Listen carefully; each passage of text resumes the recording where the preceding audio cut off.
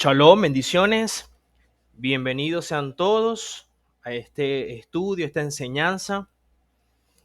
Sean todos bendecidos por el Eterno en este día tan hermoso que nos ha permitido el Eterno poder compartir. Y qué mejor momento que ya previo a dar inicio al mes de Elul, el sexto mes de la Torá. Y creo que es un mes de preparación para Yom Teruah, que es la celebración de las trompetas o del final chofar. Así que les saludo a todos los que están allí conectados, también en el chat. Bendiciones. Y espero que esta enseñanza sea de bendición para sus vidas. Por eso la he titulado Elul en cuenta regresiva. Elul en cuenta regresiva. Y de allí la importancia de lo que tiene que ver con este mes que vamos a estar iniciando.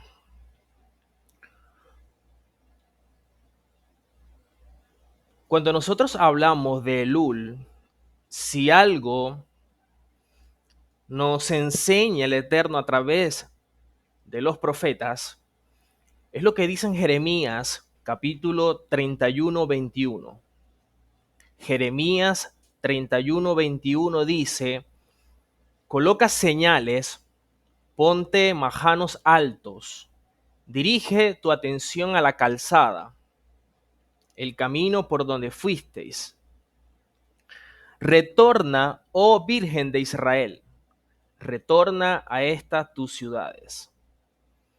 Entonces, si hay algo particular, y es lo que el Eterno siempre hace a través de los profetas, es llamar al pueblo de Israel al retorno. El retornar, el volver al Eterno, siempre será lo que nuestro Padre desea. Nuestro Padre siempre anhela que retornemos a Él, y por eso dice: retorna, oh Virgen de Israel. Esta frase es contundente, es significativa en este mes de Elul. Retorna, oh Virgen de Israel. Y de allí el llamado de atención a que seamos como esas vírgenes. Nuestro rabí, nuestro maestro, Yehoshua, nos enseña acerca de 10 vírgenes y dice que 5 eran prudentes y 5 eran insensatas. Y dice que las prudentes prepararon de su aceite para esperar a su esposo, mientras que las 5 insensatas no lo hicieron. Y dice que cabecearon, se adormecieron, y cuando vino entonces el esposo, fueron sorprendidas. Quisieron entrar, pero ya la puerta estaba cerrada. Por lo tanto, el retorno de esa virgen, en este caso, esta virgen vista como el pueblo de Israel, y que usted y yo somos parte de ese pueblo, es precisamente poder volvernos a Él, volvernos a nuestro Padre, a nuestro Creador. Y este mes de Elul es propicio para que podamos hacerlo. Cuando nosotros hablamos de el origen del nombre Elul, Elul tiene sus orígenes en los nombres de los meses de la antigua Babilonia.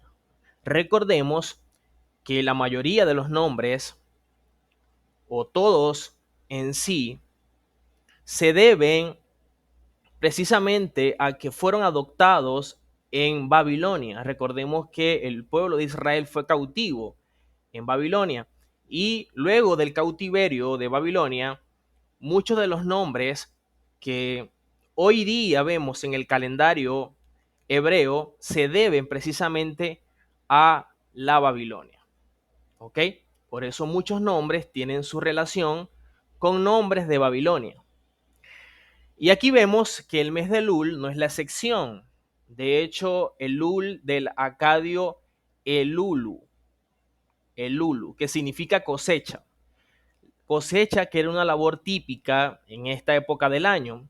De hecho, en Babilonia, ¿ok? Se conocía este mes como Arab Ululu. Arab Ululu, o sea, mes de la cosecha. Creo pertinente dar este tema por lo que representa Elul. Elul no solamente es un mes, Elul es un tiempo propicio, oportuno, para lograr esa cercanía con el Creador. Si quizás por mucho tiempo hemos estado haciendo cosas que nos alejan del Eterno, o quizás hemos dejado de hacer cosas que también nos alejan del Eterno, Elul es un tiempo propicio para retornar al Creador.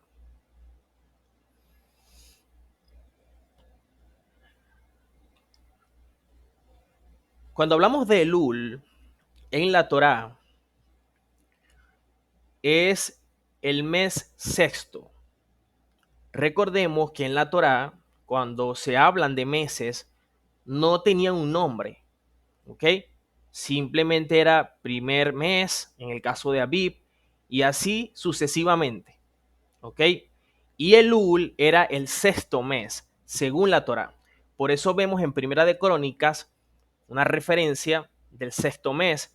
Primera de Crónicas 27:9 dice, el sexto para el sexto mes era Irá, hijo de Iques, de Tecoa, y en su división 24,000. Entonces acá hay una referencia del sexto mes. Antes del cautiverio del pueblo de Israel en Babilonia, los nombres o los meses no tenían un nombre como tal. Luego del cautiverio es que el pueblo de Israel adoptó entonces los nombres según Babilonia. Por eso se llama Elul. ¿Ok? Ahora, luego del cautiverio de Babilonia, vemos entonces algunas referencias y ya no aparece como sexto mes, sino como Elul. Veamos algunas citas. En Nehemías capítulo 6, verso 15 dice, así que el muro fue terminado el 25º día del mes de Elul. Entonces ya no aparece ya como sexto mes, sino que se le da el calificativo de Elul, porque esto fue luego entonces del cautiverio en Babilonia.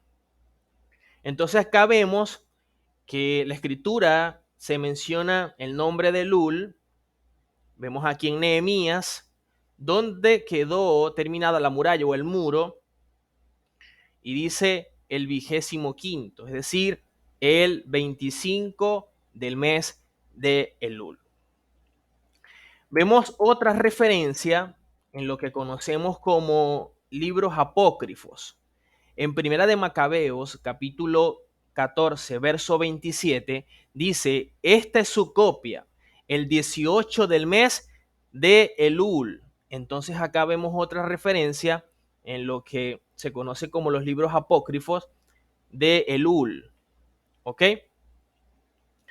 Ahora, ¿por qué lo que se enseña de Elul y de allí lo que los rabinos nos plantean?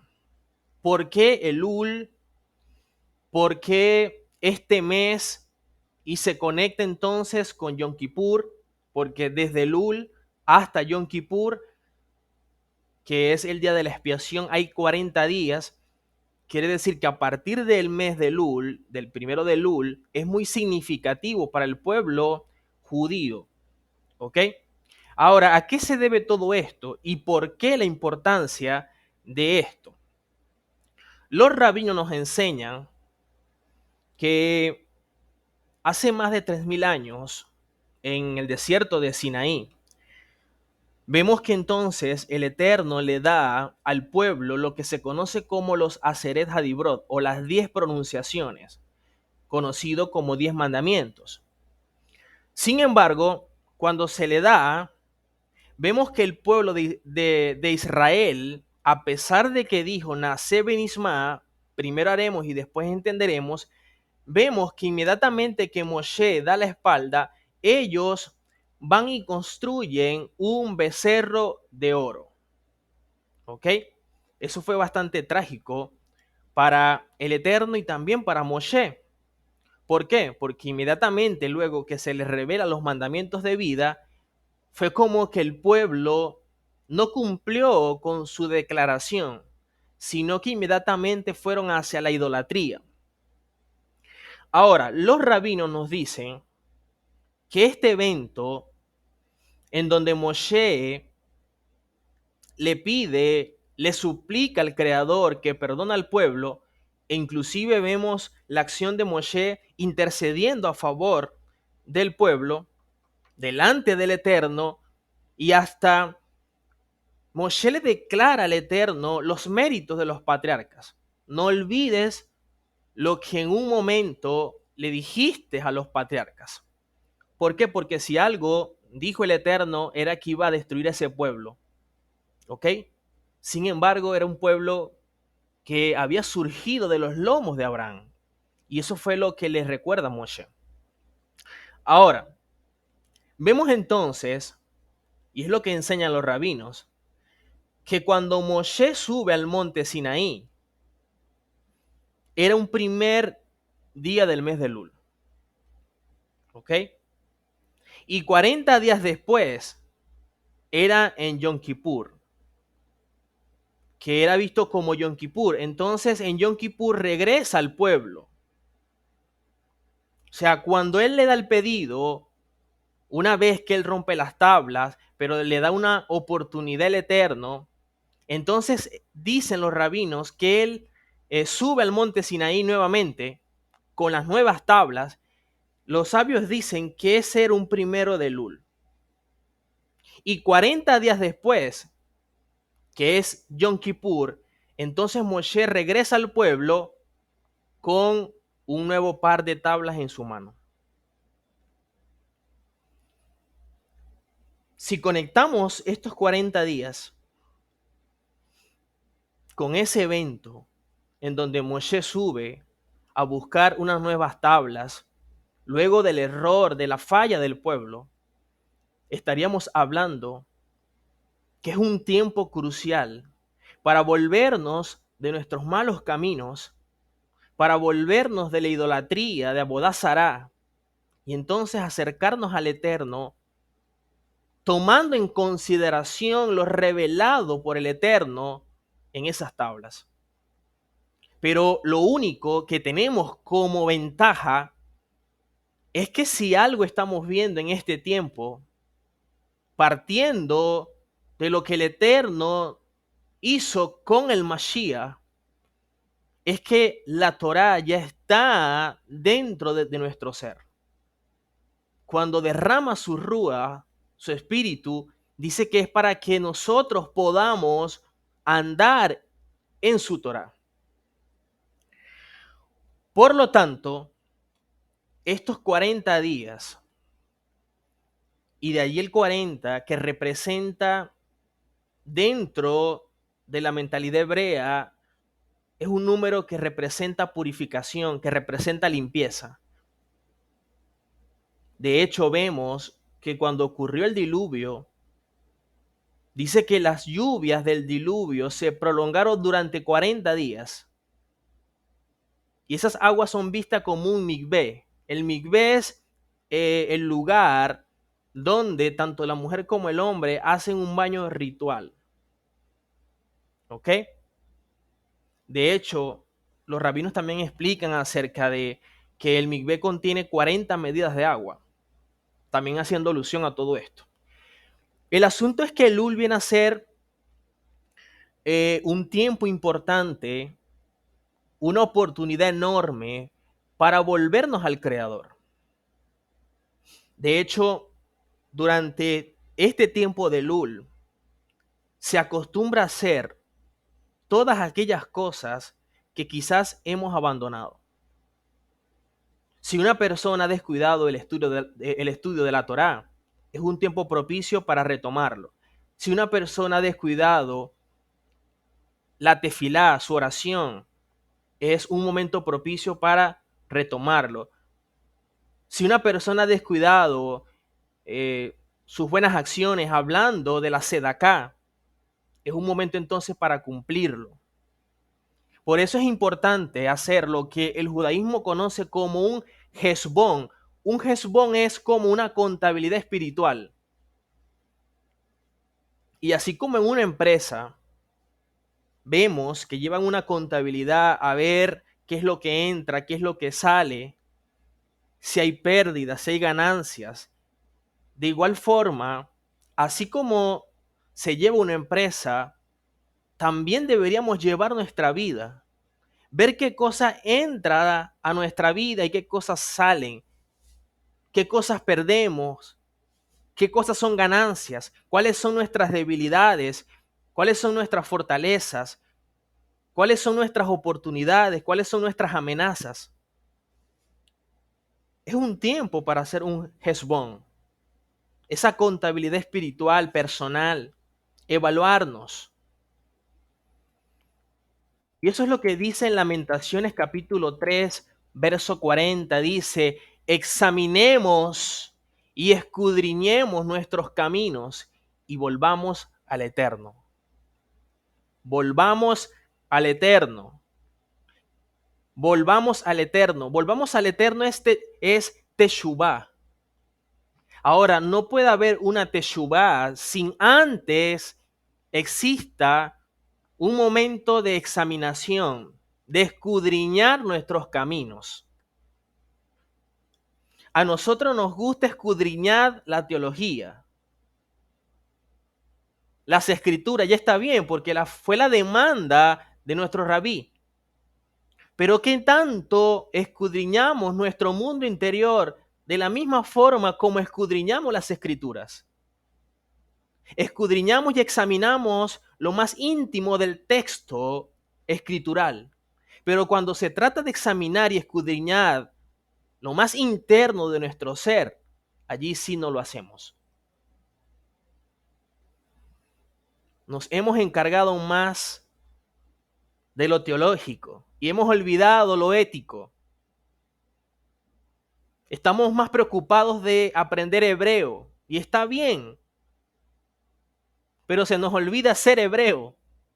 No se trata de que ahora no es pastor sino roe, de que ahora no es ley sino Torá.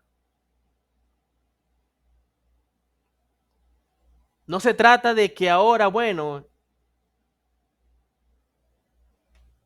ya no son estas palabras, ya no es fe, sino que es emuná. No se trata de eso, tiene que ir más allá. No es simplemente hablar hebreo, es pensar como hebreo, es actuar como un hebreo. Actuar como Abraham. Por eso tenemos que examinar, que escudriñarnos.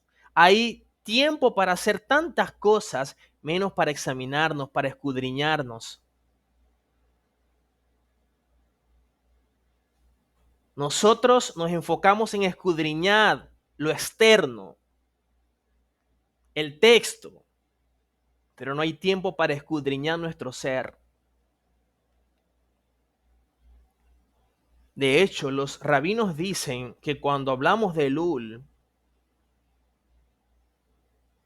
está conectado con una palabra que en arameo significa buscar, reconocer, y conectan Elul con el evento de estos hombres, estos espías que fueron a reconocer la tierra. Esa misma pasión que los espías usaron para reconocer la tierra y fueron e hicieron tantas cosas, Es la misma pasión que debemos tener nosotros, no para actuar como los espías, sino al contrario, para corregir nuestras vidas. Primero debemos buscar, examinarnos.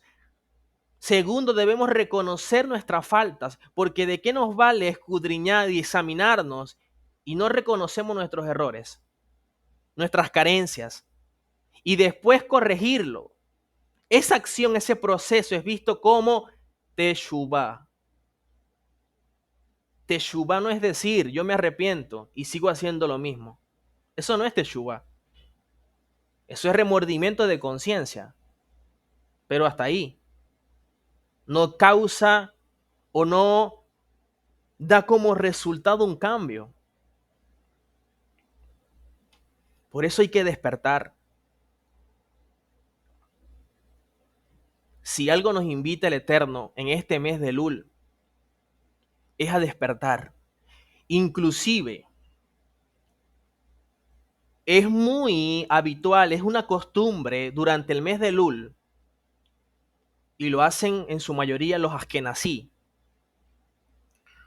Durante el mes de Lul es costumbre que cada mañana, con las plegarias que se hacen, se toca el chofar. ¿Por qué el chofar? El sonido de chofar, más que un sonido físico, es un sonido espiritual. Y el sonido del chofar nos invita a despertarnos, a estar atentos. Esas palabras que dice la escritura, despiértate tú que duermes y levántate y te alumbrará el Mashiach, el chofar tiene el poder de despertar. Por eso en nuestro pueblo es muy común que en este mes de Lul se oiga el sonido del chofar. Ese sonido del chofar nos inspira a aprovechar las oportunidades que nos da el Eterno de poder rectificar, de hacer tikkun.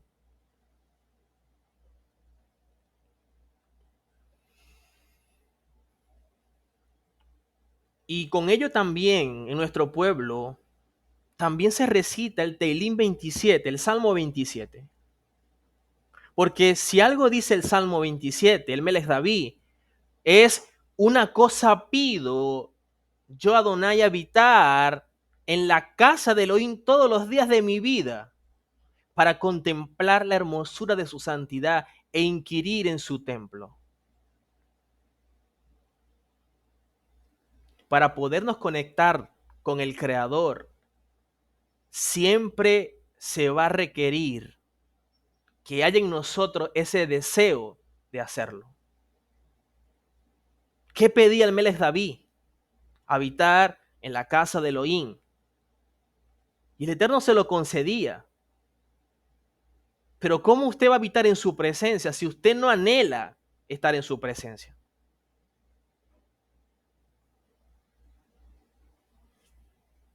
Por eso, si algo nos dice Lul, es que debemos aumentar nuestra pasión, la devoción por el Creador, trascender hacia lo infinito, hacia lo que los cabalistas llaman el Ein Sof, lo infinito del Creador. Y una de las cosas que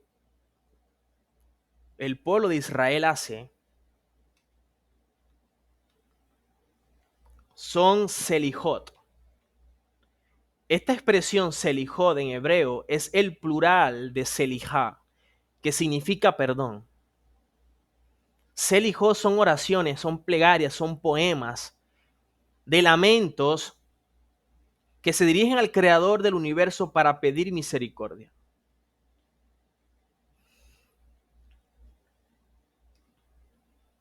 Anhelar siempre el perdón del Eterno es porque reconocemos en el fondo de nuestro ser que fallamos, que erramos. Y siempre para que exista esa conexión con el Eterno, Debemos acercarnos a Él. La plegaria siempre va a ser importante, porque la plegaria nos ayuda a nosotros a rectificar, a enmendar. En cuanto a los selijot, dentro del judaísmo, la corriente sefardí comienza a recitar selijot apenas inicia el mes de Elul. A diferencia de las que nací, que ellos lo hacen días antes del primero de Tisri o del primero del mes séptimo, que para ellos, según la corriente rabínica, es Rosh Hashanah o Año Nuevo. Para nosotros, según la Torá, el primero de Tisri es Yom Teruah, ¿ok? O Yom Teruah, que es la celebración de las trompetas. Sin embargo, vemos que ellos lo hacen antes de lo que ellos llaman Año Nuevo, ¿ok? Normalmente lo hacen el sábado anterior al primero de Tisri, otros lo hacen 4 días antes y todo esto, dependiendo de la tradición o la halajá, la regla de cada escuela, ¿ok? Lo cierto es que se hacen estas selijot. Ahora, ¿cuál es la esencia de esta selijot? ¿Cuál es la raíz de la selijot? ¿Y por qué se recitan selijot? ¿A qué se debe todo esto? Leamos en la escritura, en Éxodo, capítulo 34, versos 6 y 7, dice, y pasando Adonai por delante de él, proclamó, Hashem, Hashem, fuerte, misericordioso y piadoso, tardo para la ira y grande en misericordia y verdad, que guarda misericordia a millares, que perdona la iniquidad, la rebelión y el pecado, y que de ningún modo tendrá por inocente al malvado, que visita la iniquidad de los padres sobre los hijos y sobre los hijos de los hijos hasta la tercera y cuarta generación. Entonces, este evento que está acá fue lo que el mismo Eterno dijo de sí mismo. Esto fue lo que le declaró el mismo Eterno a Moshe. Moshe está hablando, o mejor dicho, el Eterno está hablando de sí mismo. Por sus atributos es que va a actuar a favor del pueblo, a favor del pedido de Moshe. De aquí los sabios nos enseñan, de este texto, los 13 atributos de misericordia del Eterno. Y esta es la esencia de la Selijot, la paciencia del Eterno, la misericordia del Eterno. Si no fuese por la misericordia del Eterno, creo que ninguno estaríamos vivos. La misericordia del Eterno es tan grande que nos permite, de alguna manera, poder estar de pie.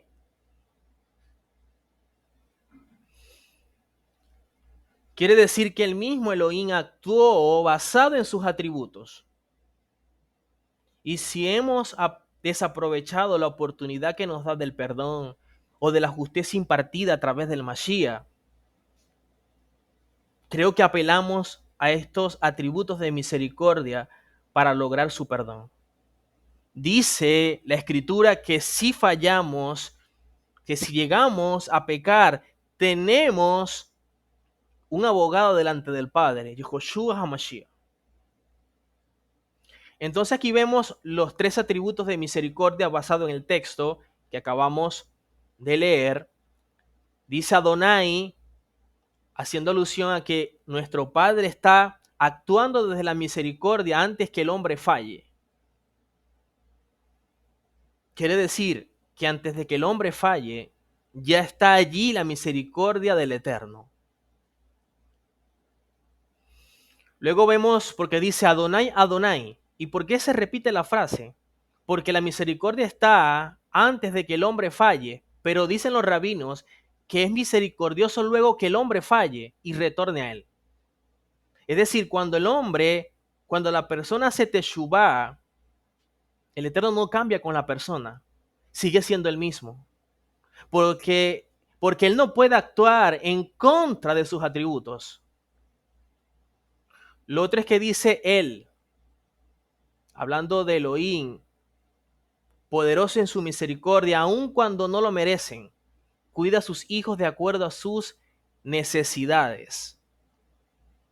Hay situaciones en las cuales, a pesar de que fallamos y de que erramos, a pesar de nuestra infidelidad, Él sigue siendo fiel. Lo otro que vemos es Rahum, misericordioso con los necesitados. Él extiende siempre de su misericordia. ¿Ok? El otro atributo es Behanún, clemente y compasivo cuando la humanidad ya está en peligro. ¿Ok? Tiene misericordia con sus hijos, pero también tiene compasión con su creación. A pesar de que la humanidad o que el mundo le ha dado la espalda, ya creo que es para que ninguno estuviésemos vivos, con tantas cosas que le hacemos al Creador. Luego vemos Eres Japain, lento para la ira. ¿Por qué? Porque tarda en enojarse. El Eterno da oportunidades. Si realmente el Eterno actuara de una vez, inmediatamente que nosotros hiciéramos algo que atente contra su honor, vuelvo y repito, ninguno estaríamos vivos. Vemos otro, Berab Hesed, y generoso para actuar con bondad. Su gracia es interminable. ¿Ok? De hecho, antes que existiera la Torá, existió su Gesed, su gracia. Siempre ha existido la gracia. Inclusive por gracia, el Eterno revela su Torá. ¿Ok? Behemet, Elohim practica la verdad. Recompensa al que hace su voluntad. El Eterno es fiel. Si Él dice que nosotros debemos obedecerle para que seamos bendecidos, esa es su esencia. Él es verdad. Él es Emet. Por eso nosotros debemos siempre actuar en verdad. Si actuamos en mentira, dice que somos hijos de vuestro padre el diablo. ¿Ok? Si mentimos, la verdad no está en nosotros. Quiere decir que estamos mostrando que no tenemos Torah. Otro, no ser Gesed la alafín. No ser Gesed la alafín. Y mantiene su bondad por 1000 generaciones. Otra, no sé abón. No sé abón. Perdona nuestra iniquidad. Bafecha, nuestras transgresiones. Bejatá, nuestros pecados. No es igual a hablar de transgresiones, que es visto cuando hacemos lo malo, a hablar de pecados, que es visto como dejar de hacer lo bueno. ¿Ok? Benaqué, y cuando nos arrepentimos con sinceridad, borra de su registro todas nuestras transgresiones. Quiere decir que el Eterno es misericordioso para borrar nuestras faltas, nuestros errores. Y nuestro deber es aprovechar su misericordia no para hacer lo que nos place. La gracia del Eterno es ese favor inmerecido de que a pesar de que fallamos, podemos levantarnos para seguir obedeciendo la Torah. Ese es Gesed. De allí su misericordia, que es grande, que es amplia. Ahora, antes de esto, dice en Éxodo capítulo 33, verso 19. Dice, y le respondió, yo haré pasar todo mi bien delante de tu rostro y proclamaré el nombre de Adonai delante de ti. Adonai, cuando se habla de Adonai, está manifestando su atributo de misericordia.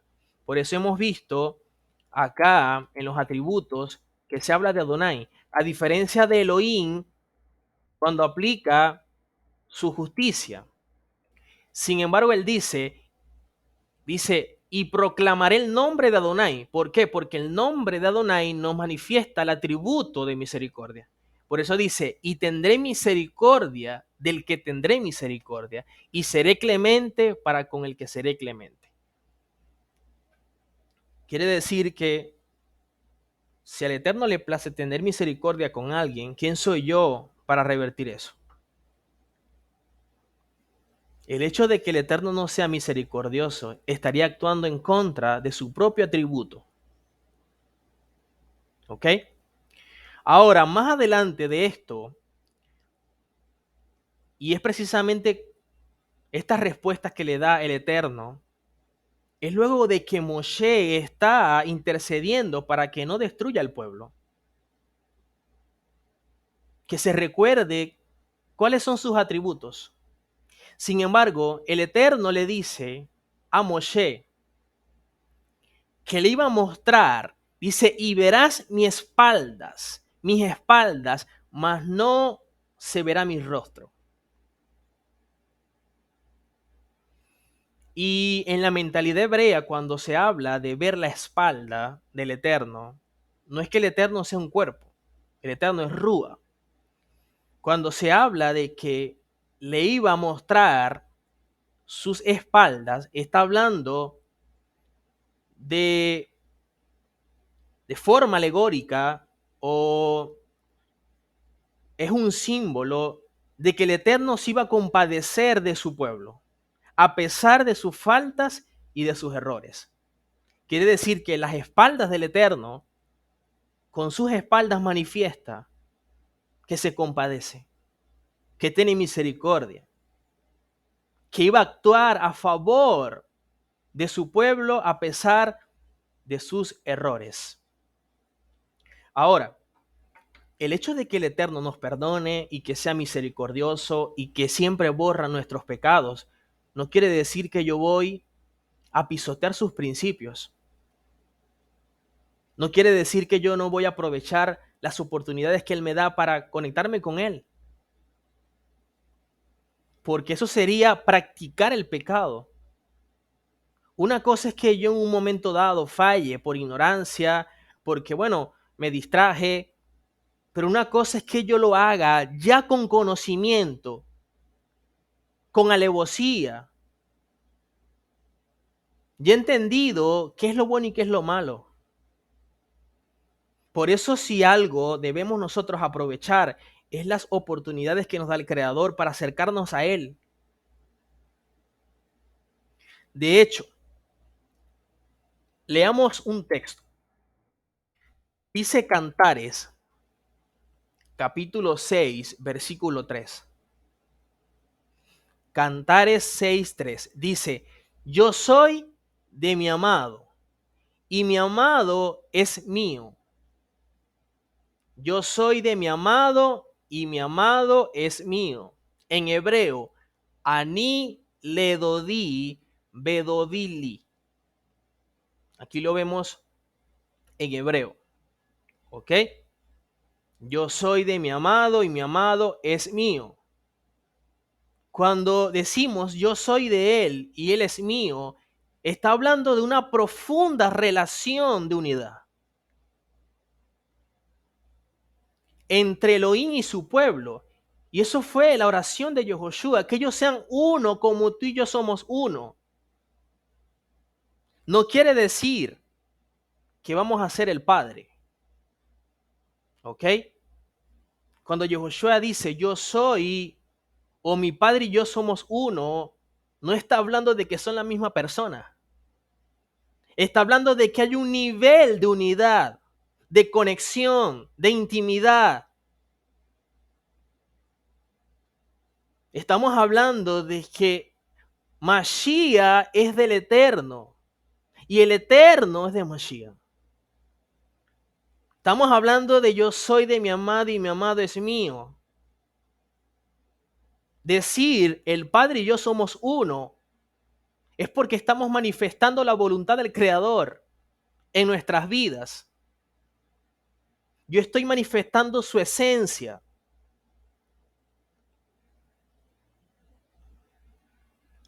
Por eso decir yo soy de mi amado y mi amado es mío, hay una profunda relación, hay una conexión. Hay una unión.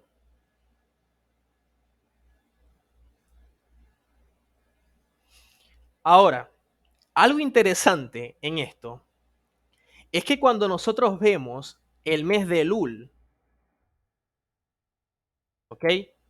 La palabra Elul se escribe con una Aleph, con una Lamed, con una Bab y con una Lamed. Hay una conexión entre Elul y la frase Anile Dodi Bedodili.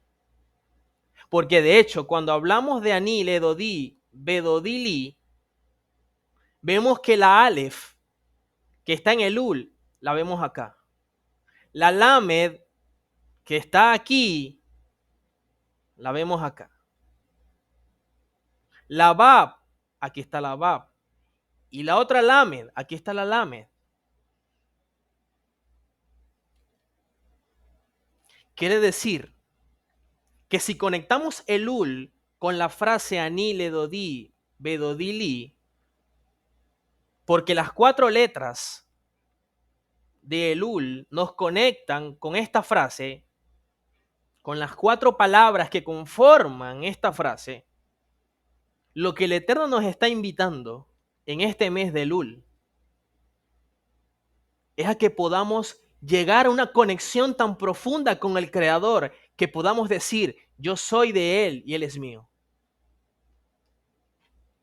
Ahora, para llegar a ese nivel, hace falta morir. Morir al punto, como dijo Pablo. Rakshaul dijo, ya no vivo yo, mas vive él en mí. Y el problema es que se malinterpretan las palabras de estos grandes rabinos por desconocer la mentalidad hebrea. Se malinterpretan de pronto el que Yehoshua dijo, mi padre y yo somos uno. Porque el pensamiento judío del primer siglo era cuando alguien se manejaba en la voluntad del Creador, se conectaba con el Creador haciendo su voluntad. Era alguien que decía, el Padre y yo somos uno. Cuando Pablo dice, ya no vivo yo, mas vive él en mí, lo que está manifestando es que ya él murió a sus pasiones. Ahora es el Mashiach, el espíritu del Mashiach, el que está en Pablo. Cuando actúa, ya él murió a sí mismo. Ahora él está actuando conforme a lo que recibió del Mashiach. No es que Pablo sea el Mashiach, ¿ok? Hay que entender el lenguaje hebreo.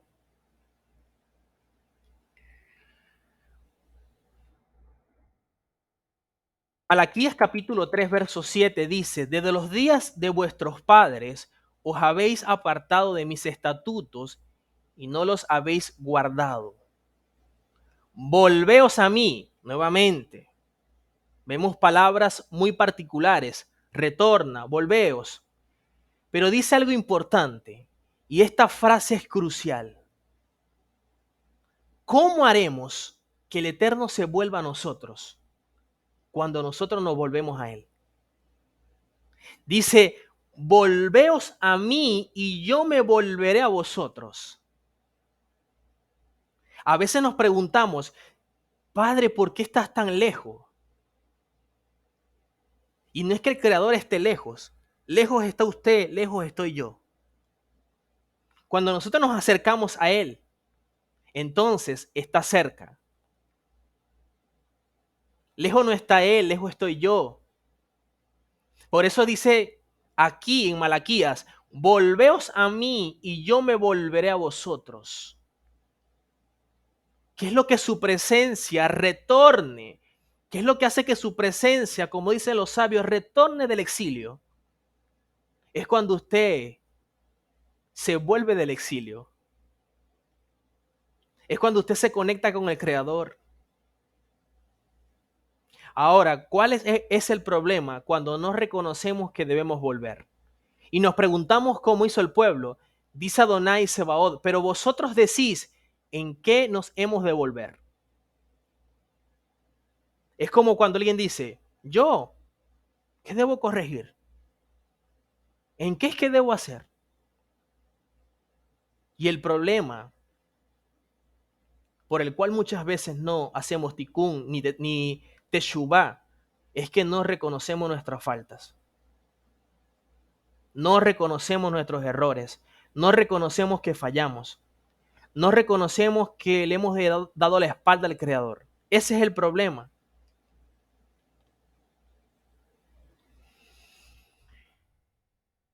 Dice Hechos capítulo 17, verso 30, dice, pero Adonai habiendo pasado por alto los tiempos de esta ignorancia, ahora manda a todos los hombres en todo lugar que se arrepientan. Una cosa es que nosotros fallemos por ignorancia y el Eterno nos perdona. Ahora, triste es cuando usted y yo sabemos lo que tenemos que hacer y aún así no lo hacemos. O sabemos lo que no tenemos que hacer y aún así incurrimos en faltas. Igual hay oportunidad para arrepentimiento. Pero sería muy triste no aprovechar la condición que se me ha dado a través de la justicia impartida por el Mashiach.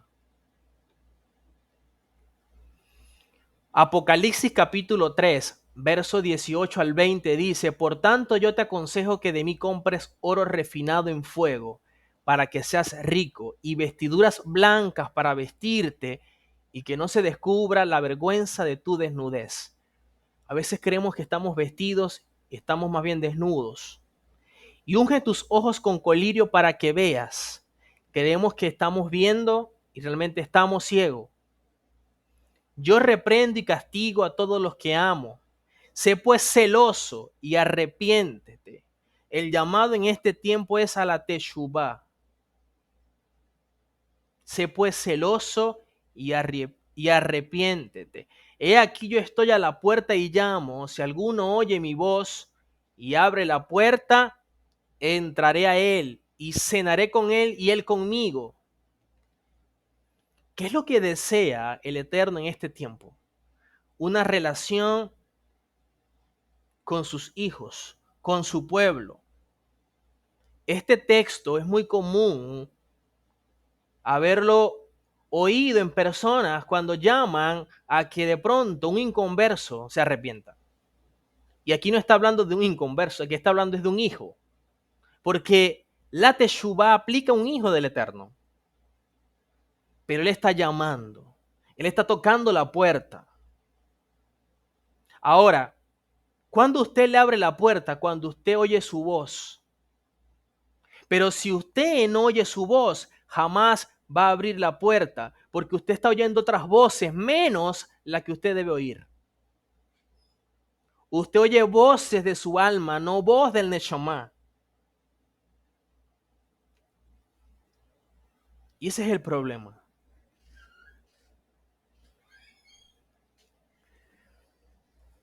Por eso es algo bastante interesante lo que nos invita Elul. Un rabino llamado Sneur Salman de Liadi, conocido como el Alter Rebbe, el Baal Hatania o el Rab. Él hace una analogía del mes de Elul y él lo compara con un rey que visita a sus campesinos en el campo antes de regresar a su palacio. Porque recordemos que en el antiguo mundo el rey no vivía en el campo, el rey vivía en su palacio. De hecho, estaba protegido siempre por guardias, portones de hierro, había una seguridad extrema. Y para poder hablar con el rey, había que pedir prácticamente como una audiencia. No era un asunto fácil hablar con el rey. Había que pedir cita, había que seguir todo un protocolo. De hecho, hasta se le enseñaba a la persona a cómo debía referirse cuando estaba con el rey. De hecho, si se iba a presentar, debía entonces estar vestido apropiadamente. El hecho de llegar delante del rey sin permiso, sin audiencia, era un castigo. Eso lo vemos también en el caso de Esther. Ahora, todo un protocolo para poder estar delante del rey.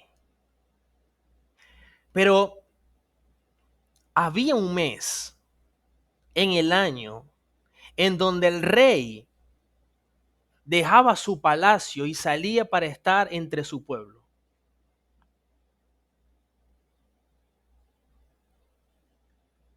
Quiere decir que ese momento era un momento único, porque era como ver al rey ya no en el palacio, ya no como esa figura de autoridad que está allá, sino ahora acá con nosotros, con su gente cara a cara. Era tan impactante lo que el pueblo vivía, que si algo el pueblo decía con honor, eran estas palabras: el rey está en el campo. Y este gran rabino, el Alter Rebbe o el Rab, conecta este mes con ese momento cuando el rey estaba en el campo. Es como un mes en el cual el Eterno está accesible. O sea, no hay que hacer tantas cosas para conectarnos con Él. Solo ir. No hay que hacer un protocolo, un ritual religioso. Simplemente el esfuerzo de querer conectarse con el Padre y encontrarnos con el Rey. Creo que eso va a ser sumamente importante.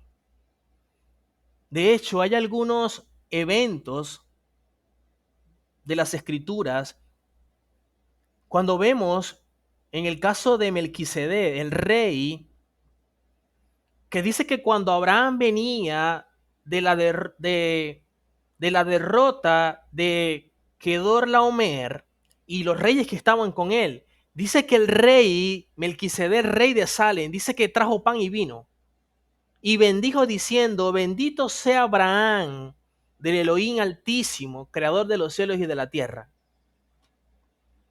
O sea, luego que Abraham vino de esa batalla, fatigado, cansado, dice que el rey Melquisedec vino al campo para fortalecer y refrescar a Abraham.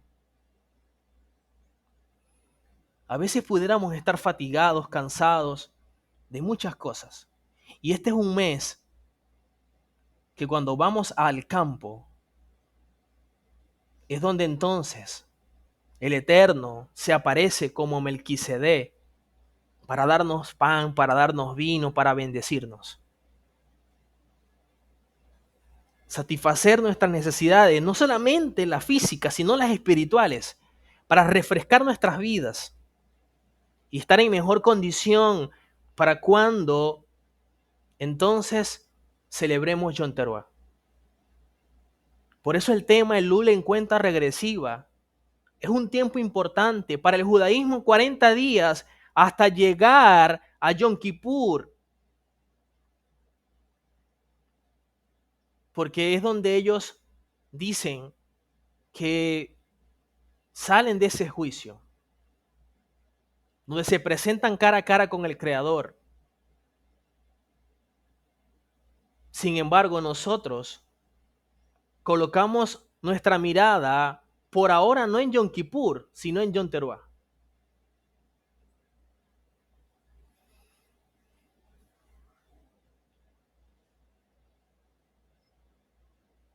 Hay un momento también en Segunda de Crónicas 19 donde el rey Josafat dice que cuando él vivía en Jerusalén, que era donde estaba su palacio, dice que salió entre el pueblo desde Beersheba hasta Efraín e hizo que se volvieran al Eterno. Y si algo dijo él cuando estableció estos jueces, dice que el temor del Señor esté sobre ustedes. Quiere decir que Josafat salió en medio de su pueblo para volver sus corazones a Hashem, al Eterno. Por eso el mes de Elul es crucial. Un mes tenemos para llegar a Yom Teruah. Un mes tenemos para las celebraciones de otoño. 3 celebraciones como Yom Teruah, Yom Kippur, Sukkot. Celebraciones que tienen lugar en el mes de Tisri, aunque para el judaísmo tradicional es el inicio del nuevo año civil.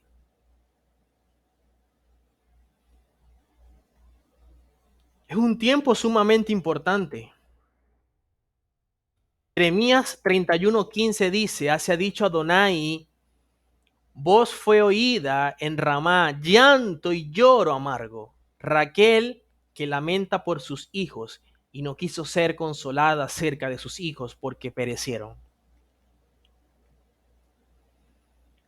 Si algo vemos acá interesante, es que dice, llanto y lloro amargo, Raquel que lamenta por sus hijos. Y esta expresión aquí que tiene que ver con lloro, cuando la vemos en hebreo es mebaká. Mebaká es que llora. Ahora, en gematría, esta expresión mebaká, que se escribe con men, con bet, con kaf y con hei, la men vale 40, la bet tiene un valor numérico de 2, la kaf un valor numérico de 20 y la hei un valor numérico de 5. En total, que llora en gematría tiene un valor numérico de 67. Es interesante esto, que llora, mebaká. Ahora, cuando nosotros vemos la gematría de Elul, vemos que la Aleph vale 1, la Lame 30, la Bab vale 6, la Lame 30. En total, 67. El mismo valor numérico de que llora. Y la conexión cuando Raquel está lamentando por sus hijos. Entonces, ¿qué nos enseñan los sabios? Así como cuando una madre llora de forma amarga, saca llantos y lamenta por sus hijos, esa misma intensidad, esas mismas ganas que le pone esa mujer porque siente el dolor por sus hijos, esas mismas ganas, ese deseo es el que debe tener una persona en el mes de Elul para acercarse al Creador. Ese deseo, así como una madre llora por sus hijos, porque está lamentándose con lloro amargo, es el mismo deseo que usted y yo debemos tener en el mes de Elul para acercarnos al Creador. Esa misma intensidad con la que una madre llora y lamenta por sus hijos. En Juan 14:23 dice, respondió Yehoshua y le dijo, el que me ama, mi palabra guardará y mi Padre le amará y vendremos a él y haremos morada con él. ¿Cómo atraemos la presencia del Eterno? ¿Cómo podemos transformarnos en una morada para el Creador y para su Mashiach? Cuando obedecemos. ¿Qué es lo que impide que usted y yo podamos obedecer?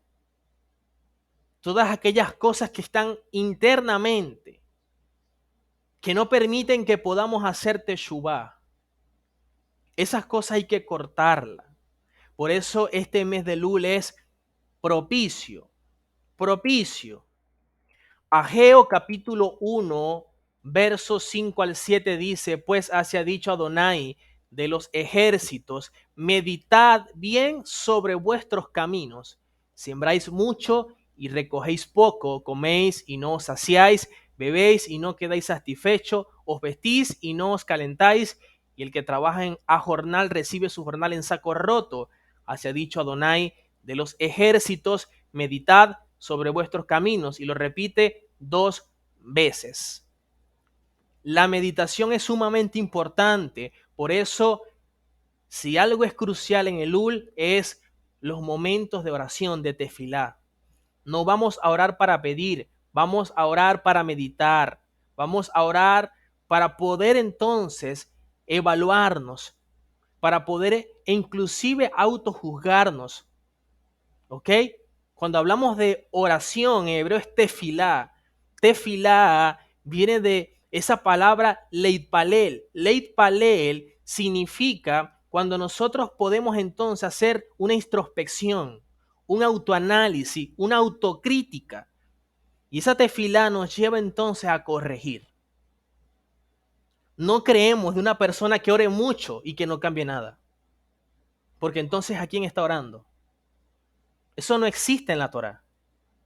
La tefilá nos conecta con el Creador y como nos pegamos tanto a Él, entonces podemos recibir de su esencia. Estamos tanto con el Creador que ya nos parecemos a Él. Eso es tefilá. A menos que estemos convirtiendo la oración en un monólogo y no en un diálogo. En un momento para solicitar, para pedir, y no un momento para que Él me cambie. Por eso la tefilá nos lleva a una meditación. Meditación que nos lleva a una corrección, corrección que nos lleva a un momento de teshuva. Por eso el Elul es un tiempo de gratitud. No es un tiempo para quejarnos, es un tiempo para agradecer. Es un momento de intimidad. Conectarnos con el Boreolán, el creador del mundo, con nuestro Padre, es importante en este mes de Elul. Es una época de rectificación. ¿Qué cosas quizás hemos estado haciendo que no son las más apropiadas conforme a la Torá? Hacer tikkun, un tiempo para analizarnos y de allí los momentos de oración, un periodo de reencontrarnos con nosotros mismos, de poder nosotros indagar en nuestro mundo interior, ver qué cosas hay en nosotros. Es triste a veces saber que no nos conocemos, es triste saber que no sabemos cuáles son nuestras fortalezas e inclusive no sabemos cuáles son nuestras debilidades.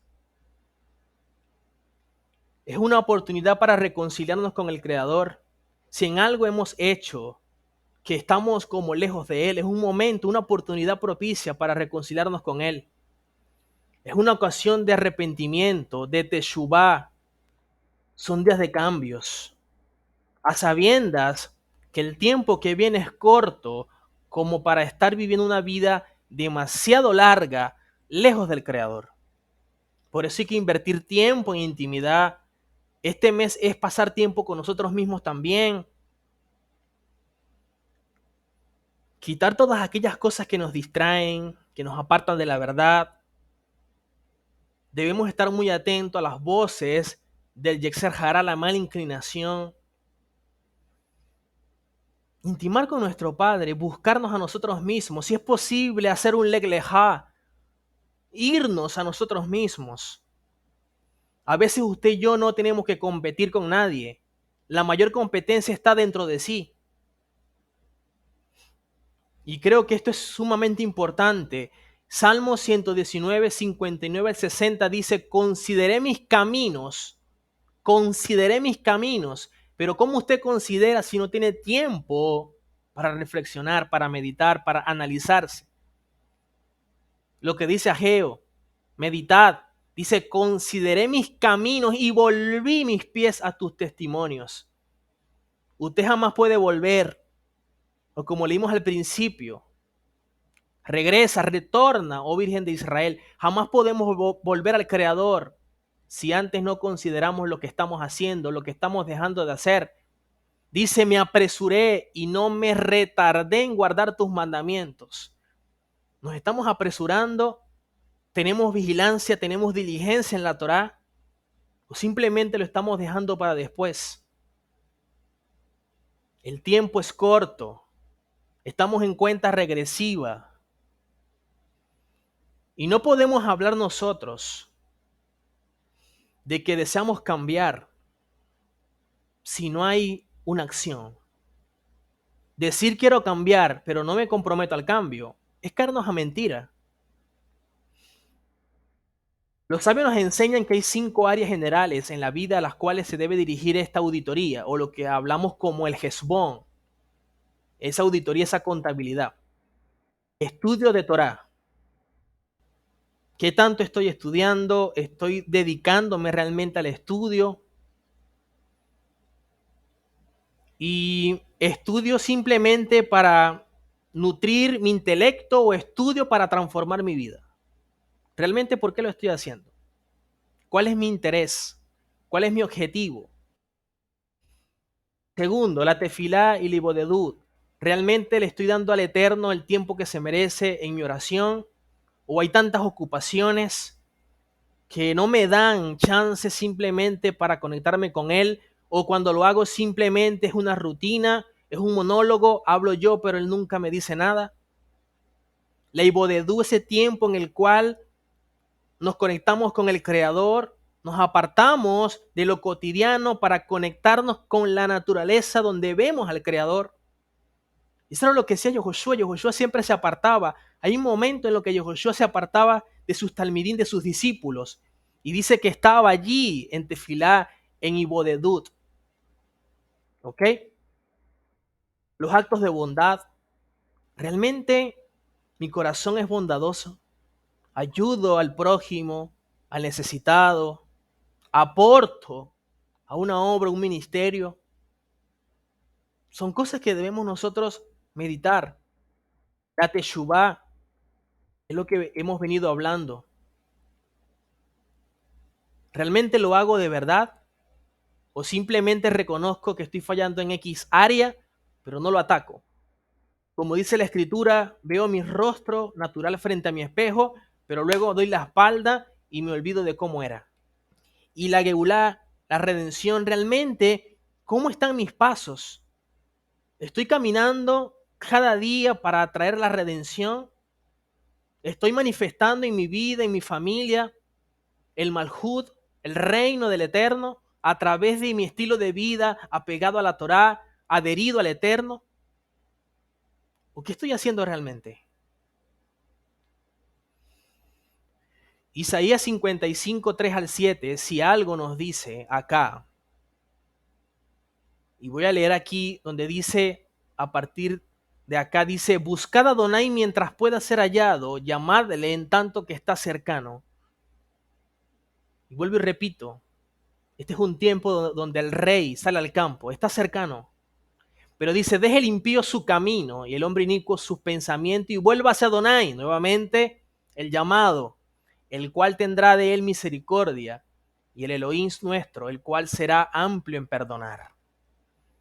El Eterno siempre está allí, presto a perdonar. Pero usted y yo debemos rectificar, reconocer nuestras faltas, confesar nuestros errores y volvernos a Él. Ahora, ¿cuándo podemos decir que hacemos teshuvá? Cuando renunciamos al pecado. Cosas que quizás hemos dejado de hacer, como por ejemplo, no guardar Shabbat, no guardar celebraciones, no comer kashrut apropiadamente, no aplicar las leyes de pureza familiar o taramis pajá, lo que tiene que ver con el nidá de la mujer y todas esas leyes de pureza. No doy sedaká.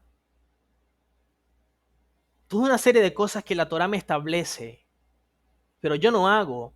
Yo debo renunciar a eso. Volver mi vida al Creador. ¿Ok? Ahora, cuando yo renuncio a la falta, me siento mal por lo que en un momento yo hice o por lo que dejé de hacer.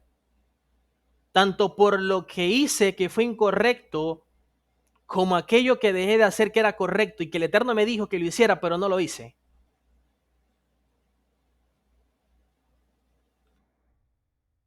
Luego pido perdón al Eterno al confesar el pecado, confieso mis errores, debe existir una confesión siempre.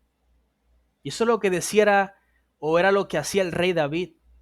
Confesaba sus errores. Siempre anhelaba, límpiame, límpiame y ve si hay algo en mí. Escudriñame. E inclusive él decía, guárdame de aquellos pecados que me son ocultos. Ahora, ¿cómo manifestamos que hay una verdadera teshuva? Cuando no volvemos a repetir la acción. Por eso Yohanan decía que mostremos frutos dignos de arrepentimiento. Yo no puedo decir que me arrepentí, pero sigo haciendo lo mismo. O no puedo decir que me arrepentí, pero no hago lo que debo hacer, que es mi deber. Y sabemos que en ese proceso de querer cambiar, de querer mejorar, hay muchas cosas que están dentro de nuestro ser que son internas. Hay actitudes, predisposiciones naturales que impiden que actuemos con prontitud, con diligencia. Actitudes como el letargo, como la indolencia, como la desidia, como la indiferencia, como la flojera, son enemigos de este proceso de Teshuvah. Pero es algo natural que está en nuestro ser.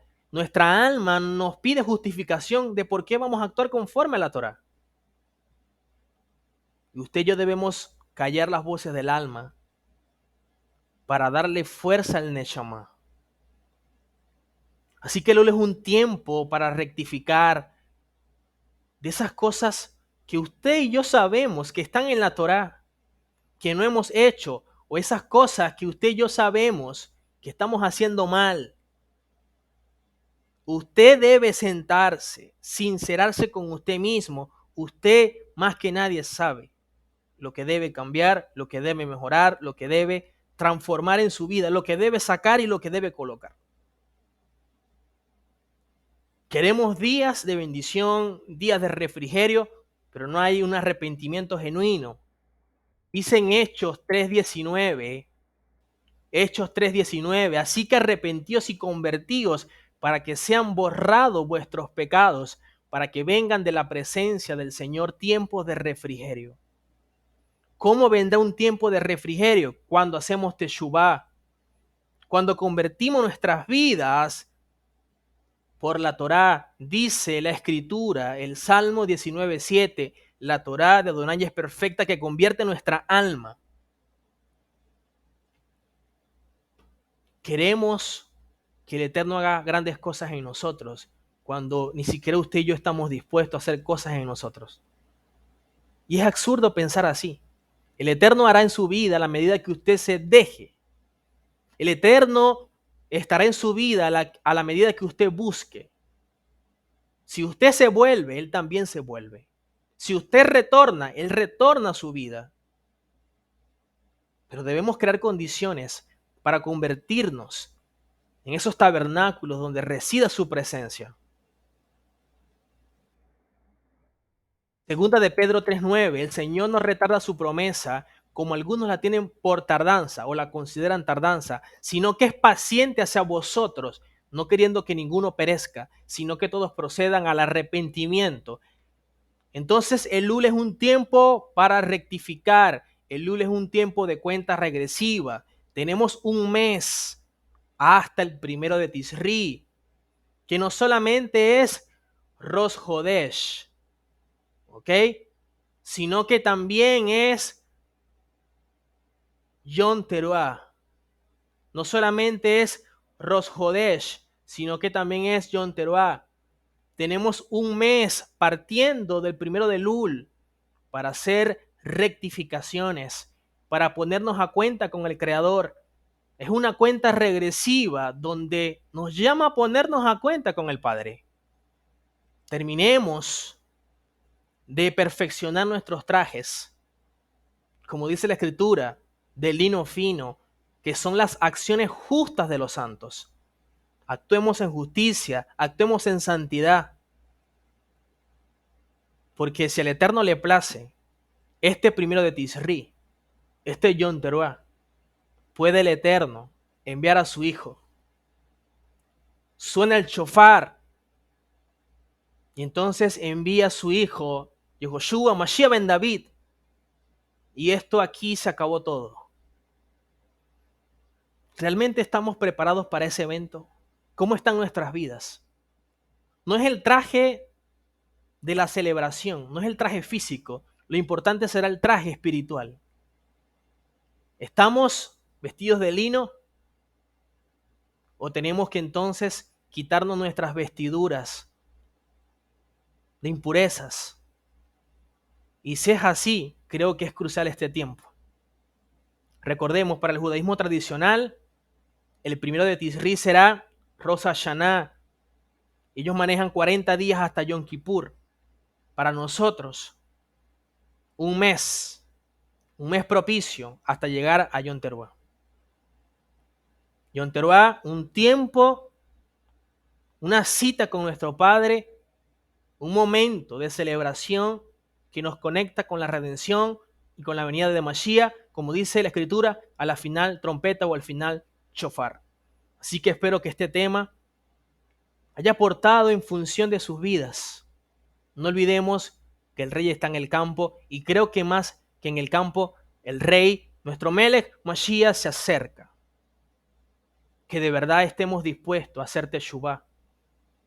Como dice acá, que todos procedan al arrepentimiento. Pudiéramos preguntarnos por qué Mashiach no viene. Porque necesitamos hacer teshuvá. Podemos atraer la era mesiánica haciendo teshuvá, volviéndonos al Padre, retornando como virgen, siendo esa virgen de Israel. Así que, amados, espero que haya aportado esta enseñanza para sus vidas, que pueda nutrir su ser y aportar en función de su vida espiritual.